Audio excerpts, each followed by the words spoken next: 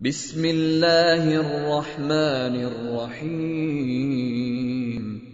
هل أتاك حديث الغاشية وجوه يومئذ خاشعة عاملة ناصبة تصلى نارا حامية تسقى من عين آنية ليس لهم طعام إلا من ضريع لا يسمن ولا يغني من جوع وجوه يومئذ ناعمة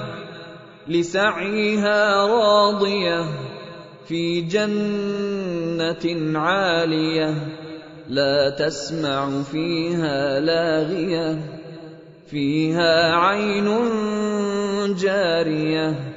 فيها سرر مرفوعة وأكواب موضوعة ونمارق مصفوفة وزرابي مبثوثة أفلا ينظرون إلى الإبل كيف خلقت وإلى السماء كيف رفعت وإلى الجبال كيف نصبت وإلى الأرض كيف سطحت فذكر إنما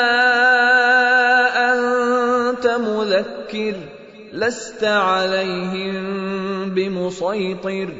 إلا من تولى وكفر فيعذبه الله العذاب الأكبر إن إلينا إيابهم